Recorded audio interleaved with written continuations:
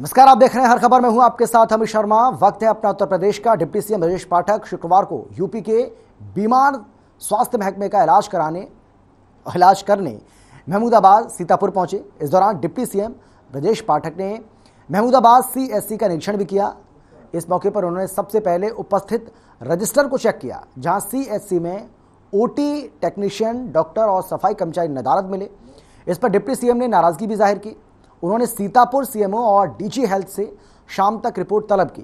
वहीं नदारद कर्मचारियों का वेतन काटने का भी निर्देश जारी किया। वहीं सीएससी परिसर में लगे वाटर कूलर में पानी ही नहीं आ रहा था। डिप्टी सीएम ने आरओ के बारे में पूछा है तो आरओ ने भी पानी नहीं आ रहा था, यानी कि आरओ के बारे में उन्होंने जानकारी हासिल की तो आरओ में भी पानी नहीं आ रहा था, जिसके बाद आरओ का कनेक्शन नहीं मिला तो फिर सीएससी अधीक्षक की क्लास लगी। वहीं डिप्टी सीएम आग बबूला हो गए और साथ ही सभी को सख्त दिशा निर्देश भी जारी किए। तो किस तरीके से अस्पताल में व्यवस्थाओं का हाल है, ये जानने के लिए डिप्टी सीएम ब्रजेश पाठक इस अस्पताल में पहुंचे, जहां पर उन्होंने कई खामियां पाई। चलिए आगे बढ़ते हैं और ग्राम विकास राज्य मंत्री विजय लक्ष्मी गौतम अयोध्या पहुंची, जहां अधिकारियों की कार्यशैली पर उन्होंने कहा कि अधिकारी कर्मचारी सभी सरकार के तंत्र हैं। सभी अधिकारी कर्मचारी जानते हैं कि प्रधानमंत्री मुख्यमंत्री 24 घंटे काम कर रहे हैं, वैसे अधिकारी भी काम कर रहे हैं। मुख्यमंत्री के सामने लगातार 10 से 15 दिन से प्रेजेंटेशन चल रहा है।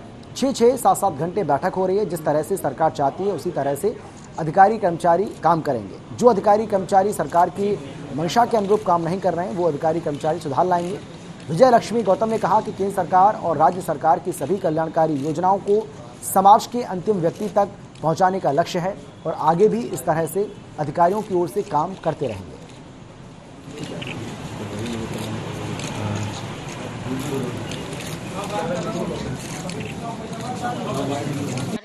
अधिकारी कर्मचारी सभी सरकार के तंत्र हैं और सभी जानते हैं कि 24 घंटा अगर प्रधानमंत्री जी काम कर रहे हैं, कब वो सोते हैं कब खाते हैं किसी को नहीं पता। वैसे ही मुख्यमंत्री जी भी कर रहे हैं। हम लोग लगातार 10-15 दिनों से प्रेजेंटेशन में थे। 6-6 घंटा 7-7 घंटे हम लोग मीटिंग में रहते थे और जितनी उनकी योजनाएं थी वो ऐसी थी। तो हमारे सारे अधिकारी भी समझ रहे हैं, हम सभी सरकार के तंत्र हमारे अधिकारी हैं। तो ये जैसे हमारी सरकार चाहती है बिल्कुल ये सभी लोग करेंगे। मुझे नहीं लगता है कि ऐसा कुछ है। अगर ऐसा होगा तो निश्चित हमारे सभी अधिकारी सुधार लाएंगे और प्रधानमंत्री जी की और माननीय मुख्यमंत्री जी की सभी योजनाओं को गांव के अंतिम व्यक्ति तक पहुंचाना ही हमारे विभाग का काम है।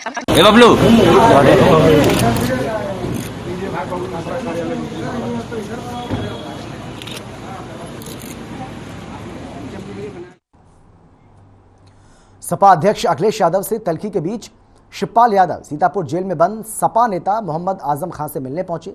करीब 1 घंटे से ज्यादा की मुलाकात के बाद जेल से निकले शिवपाल यादव ने अखिलेश यादव के साथ पहली बार सपा मुखिया मुलायम सिंह यादव पर भी हमला बोला। उन्होंने कहा कि नेताजी और अखिलेश यादव चाहते तो आजम खान जेल से बाहर होते। नेताजी ने कुछ नहीं किया, लोकसभा में भी मामला नहीं उठाया। वो चाहते तो धरना दे सकते थे। इस मामले को लेकर मुख्यमंत्री योगी आदित्यनाथ से भेंट करने की बात उन्होंने कही।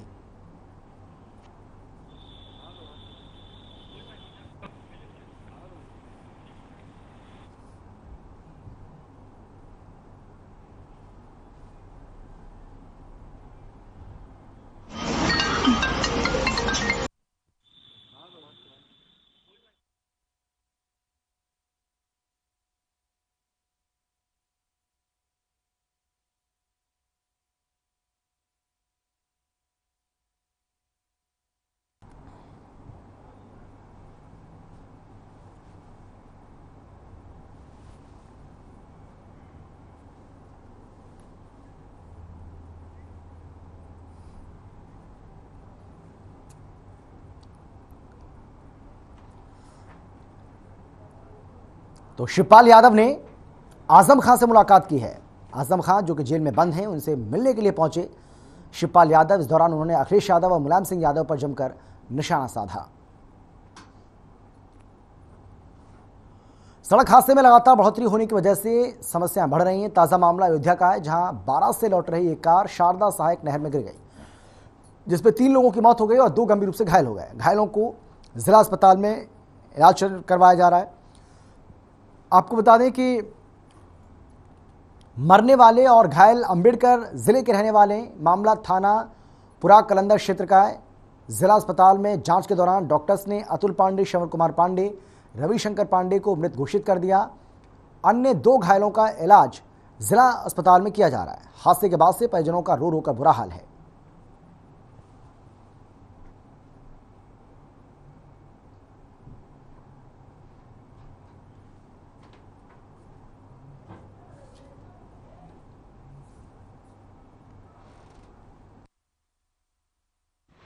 एक दुखद घटना हुई जिसमें अंबेडकर नगर से एक बारात पूरे पहलवान गांव में आई हुई थी, जहां पे 5 व्यक्तियों से भरी हुई गाड़ी जिसे वापस अंबेडकर नगर जा रहे थे, जो दर्शन नगर से गंगोली रोड पर शारदा नहर में इनकी गाड़ी गिर गई। गांव वालों के सहयोग से बचाव कार्य चलाया गया।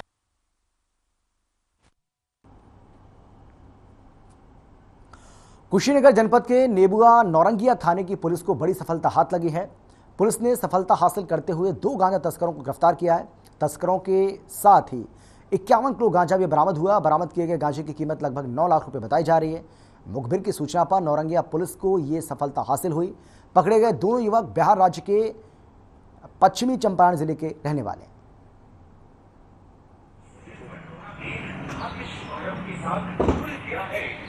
ये पूरा गाड़ी में पूरा भरा हुआ है।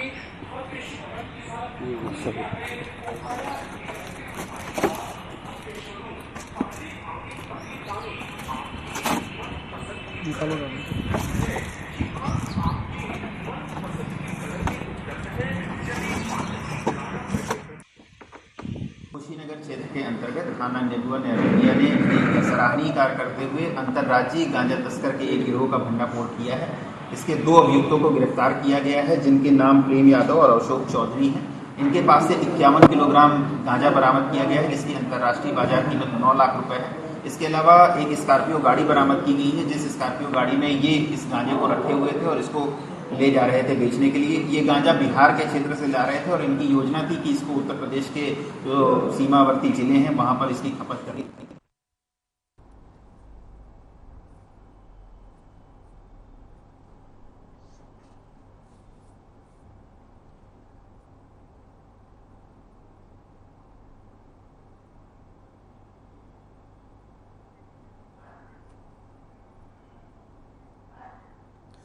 मोहनलालगंज के उपजिलाधिकारी की अध्यक्षता में आपूर्ति निरीक्षक, एएसएस मैनेजर और बाट माप इंस्पेक्टर ने पेट्रोल पंप का औचक निरीक्षण किया। ये निरीक्षण नाप और गुणवत्ता के मानक जांचने के लिए किया गया। कमिश्नर के आदेश के बाद लखनऊ जिले में अभियान चलाकर 5 मई तक सभी पेट्रोल पंपों की जांच कराई जाएगी। गोसाईगंज के पेट्रोल पंपों में नाप और गुणवत्ता के मानक पूरी तरह से सही पाए गए। उपजिलाधिकारी शुभी सिंह के साथ जिला पूर्ति निरीक्षक, बाट माप इंस्पेक्टर की टीम ने पेट्रोल पंप का निरीक्षण किया।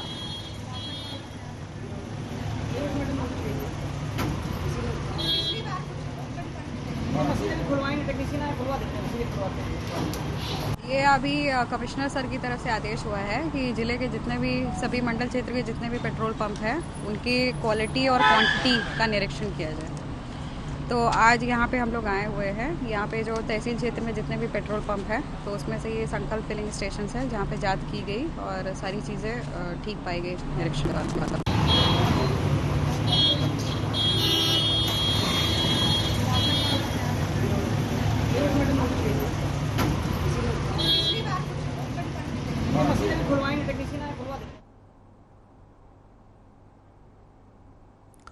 कुशीनगर कलेक्ट्रेट सभागार में एडीएम देवीदयाल वर्मा और एएसपी रितेश सिंह ने आगामी त्योहार को शांति व्यवस्था के साथ ही आपसी सौहार्दपूर्ण वातावरण में मनाने के लिए पीस कमेटी की बैठक की। पीस कमेटी की बैठक को संबोधित करते हुए एडीएम देवीलाल वर्मा ने कहा कि आने वाले पर्वों के दृष्टिगत जिला प्रशासन ने मुकम्मल तैयारी की है। उन्होंने ईद के अवसर पर बिजली आपूर्ति करने हेतु अधिशासी अभियंताओं आवश्यक दिशा निर्देश भी जारी किए। उन्होंने बताया कि इन पर्वों के दृष्टिगत साफ सफाई की व्यापक व्यवस्था की जा रही है।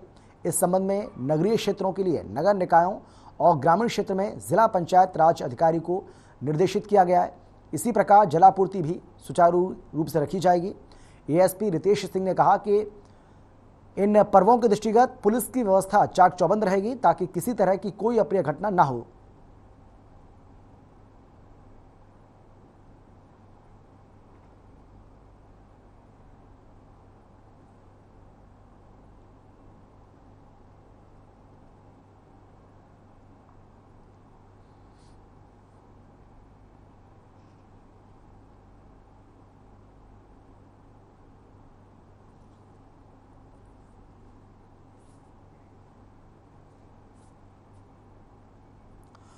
लखनऊ में पूर्वोत्तर रेलवे मंडल कार्यालय में 67वें रेल सप्ताह समारोह का आयोजन किया गया। इस मौके पर उत्कृष्ट काम करने वाले, अच्छा काम करने वाले 163 रेल कर्मचारियों को सम्मानित किया गया। इस सम्मान मंडल रेल प्रबंधक डॉक्टर मोनिका अग्निहोत्री ने कर्मचारियों को दिए। इस मौके पर कार्यक्रम की प्रस्तुति भी दी गई। निराश या विवश न समझें, अपने पथ को प्रशस्त करते हुए सदैव यहाँ सम्मानित होने जा रहा है। कार्यक्रम को आगे बढ़ाते हुए हम आपको यहाँ सम्मानित होने जा रहा है। कार्यक्रम को आगे, और आज के इस कार्यक्रम में वो अपनी प्रस्तुति रखेंगे। ये भी और 4 को महाप्रबंधक स्तर का पुरस्कार मिला है। 15 कर्मचारियों को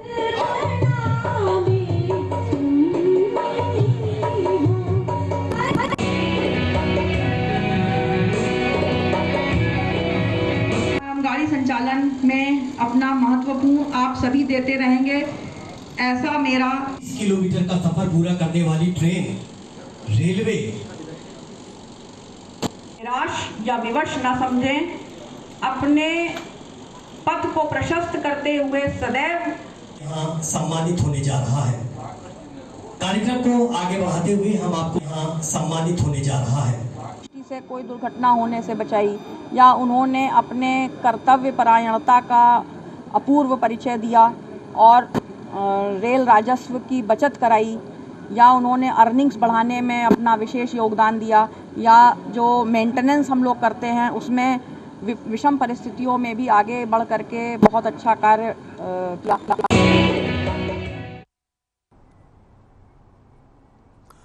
यूपी में कोरोना का ग्राफ लगातार बढ़ता जा रहा है। कानपुर शहर में लगे जनपदों और नगरों में कोरोना से ग्रसित मरीजों के आंकड़ों में बढ़ोतरी हो रही है। कोरोना की चौथी लहर की दस्तक ने लोगों के दिलों में दहशत बना दी है। इस महामारी से निपटने के लिए कानपुर प्रशासन ने अपनी तैयारी पूरी कर ली है। प्रदेश में बढ़ते हुए कोरोना केसों को देखते हुए स्वास्थ्य विभाग ने सभी अस्पतालों में अलर्ट जारी कर दिया है, जिसके तहत सभी सरकारी अस्पताल और मेडिकल कॉलेजों में पूरी तैयारी रखने को कहा गया है। वहीं कानपुर की जिला अधिकारी नेहा शर्मा ने बताया कि शहर में जो वार्ड बनाए गए थे, CCC कंट्रोल रूम पहले से ही तैयार है। प्रदेश के अन्य जिलों में कोहराम मचा रहे कोरोना को देखते हुए कानपुर के सरकारी अस्पताल उर्सला में भी विशेषज्ञों ने तैयारी पूरी कर ली है। जांच, आपको बता दें कि जांच की व्यवस्था, बेड और दवाओं के बीच पर्याप्त व्यवस्थाएं अस्पताल प्रशासन की तरफ से की गई हैं।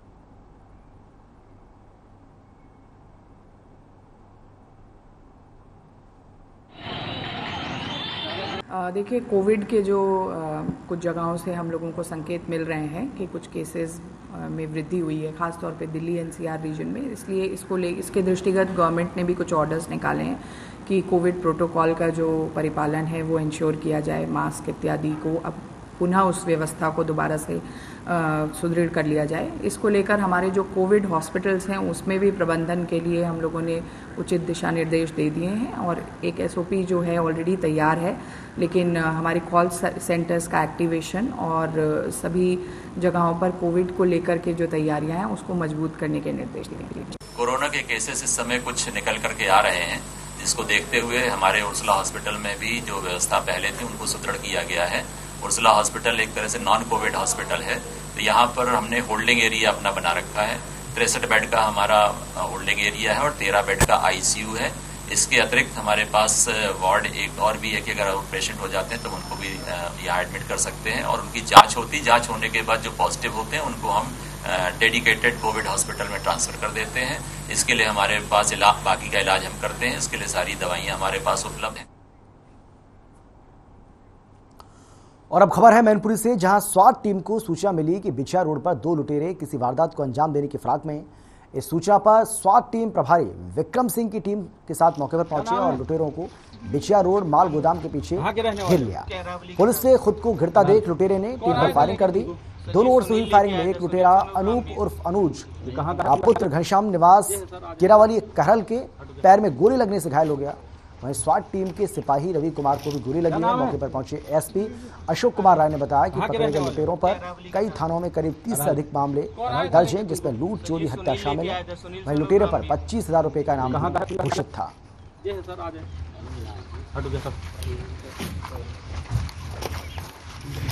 क्या नाम है? कहाँ के रहने वाले हो? कैरावली के साथ। करहल। कौन आया था लेके तुमको? सर जी सुनील लेके आया था, सुनील सन और ब्रह्मवीर। ये कहाँ का? ये है सर, आ जाए। हटो सर। क्या नाम है? आनंद।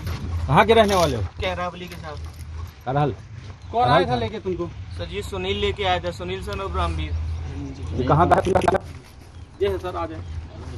हटो सर। और अब खबर है रायबरेली से, जहां बेकाबू कार ने 3 लोगों को अपनी चपेट में ले लिया। आपको बता दें कि हादसे में 2 लोगों की मौत हो गई, जबकि एक की हालत गंभीर है। घायल को जिला अस्पताल में इलाज के लिए भर्ती कराया गया है। मामला हरचंदपुर थाना इलाके के प्योरपुर का है। आपको बता दें कि लखनऊ प्रयागराज हाईवे पर शफीक अलई और उनका एक अन्य साथी सड़क किनारे खड़ा हुआ था। तभी अचानक तेज रफ्तार कार आई और तीनों को रौंदती हुई सड़क से जा टकराई। मामले में कार्रवाई करते हुए पुलिस ने कार चालक रियाज को हिरासत में ले लिया। बताया जा रहा है कि कार चालक को झपकी आ गई थी, जिस कारण इतना बड़ा हादसा हो गया। ये लोग कहाँ में रहे? ये लोग कहाँ में रहे? ये पंचर वाले रहे? हाँ, हरचंदपुर CSC से 2 पेशेंट रेफर आए थे। एक शफीक नाम का 25 ईयर का मरीज है, जिसको हेड इंजरी है और पैरों में पेट में भी चोट है। इसका प्राथमिक उपचार करके भर्ती कर लिया गया है। सर्जन को बुलाया गया है देखने के लिए। और दूसरा अलई नाम का 45 ईयर का एक पेशेंट आया था, जो मृत अवस्था में आया था। जो घायल है इसकी कैसे? अभी स्थिति स्टेबल है, बाकी सर्जन देखेंगे, आगे जो होगा सर्जन बता पाएंगे। वो कार आ रही थे, वो हम लोग रोड के साइड में खड़े थे, उधर से अचानक से पता नहीं कैसे हुआ हमारी तरफ गाड़ी आ गई और 3 लोगों की मतलब एक्सीडेंट हो गया। 2 लोग गुजर गए हैं, एक है अभी। आपके कौन थे जो खत्म हुए? ये तो पास ही थे गांव के, मतलब वो जो शफीक है हमारे मतलब गांव के बगल का था, हमारा ठेकेदार था।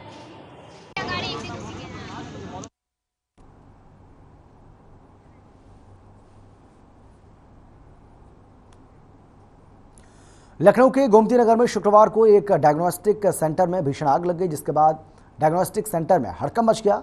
वहां मौजूद लोगों ने दमकल विभाग को सूचना दी। मौके पर पहुंची दमकल कर्मियों ने आग पर काबू पाया। करीब 2 घंटे की मशक्कत के बाद आग पर काबू पाया जा सका। दमकल पहुंची तो आग बेसमेंट में लगी थी, जहां आने जाने का बस एक ही रास्ता था। ये दरवाज़ा आग की चपेट में आ चुका था और इसकी वजह से दमकल कर्मियों को आग बुझाने के लिए अंदर जाने का रास्ता नहीं मिला। गनीमत यह रही कि आग मशीनों वाले हिस्से में लगी, जिससे कोई जनहानि का नुकसान नहीं हुआ।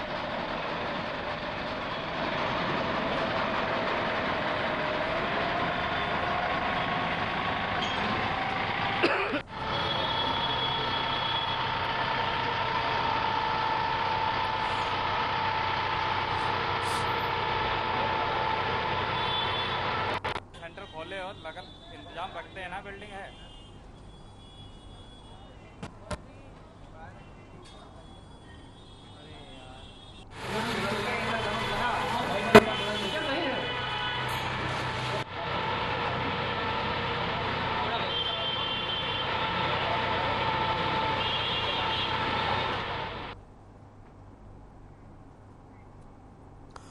राष्ट्रीय हिंदू मुस्लिम एकता मंच की ओर से ईरा गार्डन में कौमी एकता रोजा अफ्तार पार्टी का आयोजन किया गया। वहीं कार्यक्रम में मौजूद राष्ट्रीय स्वयंसेवक संघ के वरिष्ठ प्रचारक इंद्रेश कुमार ने कहा है कि भारत एक ऐसा देश है जहां सभी धर्म मिलकर एक दूसरे के त्योहार, आयोजन और परंपराओं का सम्मान करते हैं।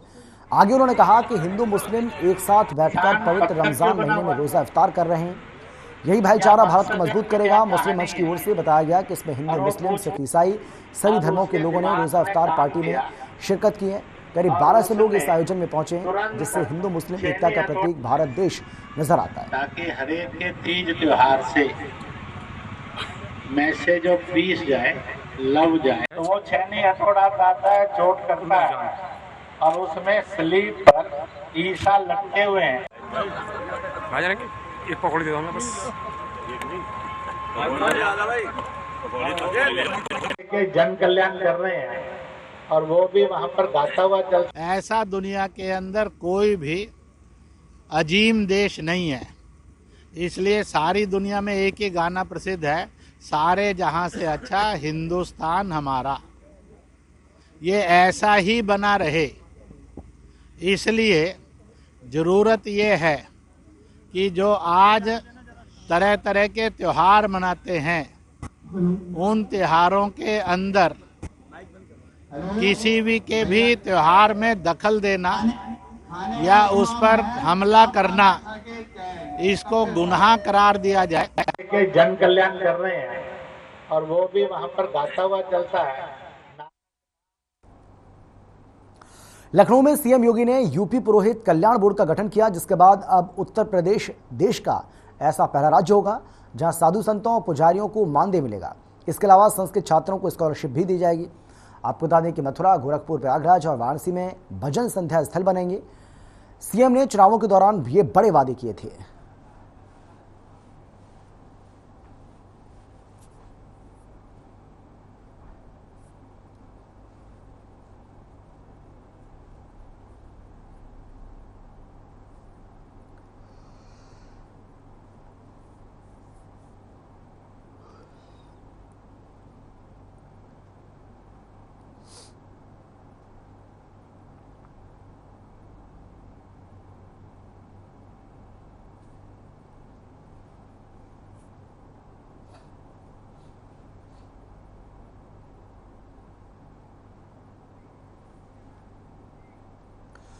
प्रदेश में त्योहारों के दौरान कानून व्यवस्था कायम रखने के लिए मुख्यमंत्री योगी लगातार काम कर रहे हैं। त्योहारों के मद्देनजर किसी तरह की अवस्था ना हो, इसके लिए मुख्यमंत्री ने अधिकारियों को सख्त निर्देश भी जारी किए हैं। इसी कड़ी में लखनऊ में अपर मुख्य सचिव गृह अवनीश अवस्थी और अपर पुलिस महानिदेशक कानून व्यवस्था प्रशांत कुमार ने लखनऊ के चौक कोतवाली में पुलिस अधिकारियों के साथ बैठक की। बैठक के बाद पत्रकारों से बातचीत करते हुए अपर मुख्य सचिव गृह अवनीश अवस्थी ने कहा कि पुलिस प्रशासन उन सभी लोगों पर नजर बनाए हुए जो प्रदेश की कानून व्यवस्था बिगाड़ने की कोशिश कर रहे हैं।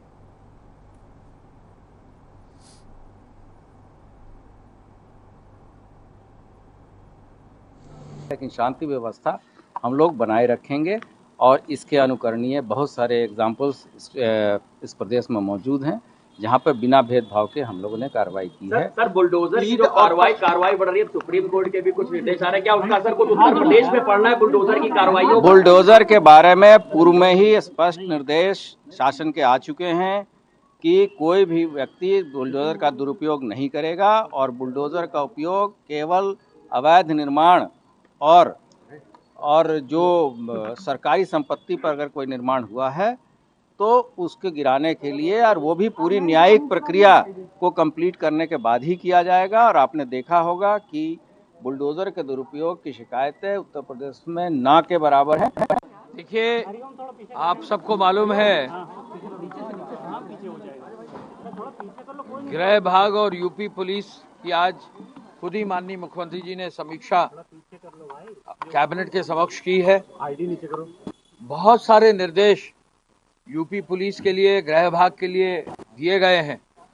एक बेसिक निर्देश मुख्यमंत्री जी का है कि पूरे प्रदेश में अमन और शांति रहे और कहीं भी जो भी पर्व हैं, त्योहार हैं, वो जो है सकुशल भव्यता से मनाए जाएं। आज उन्होंने मुझे और एडीजी एलओ साहब को यहाँ लखनऊ की कोतवाली में इसलिए निर्देशित किया है कि हम लोग लखनऊ से ही शुरुआत करें और लखनऊ में जो त्योहार चल रहा है, रमज़ान चल रही है, उसकी जो तैयारियां हैं उसकी हम समीक्षा ग्राउंड लेवल पर देखें। जो और इसी के साथ ही इस बुलेटिन में फिलहाल इतना ही। छोटे से ब्रेक के बाद फौरन लौट रहे हैं। आप देखते रहिए हर खबर।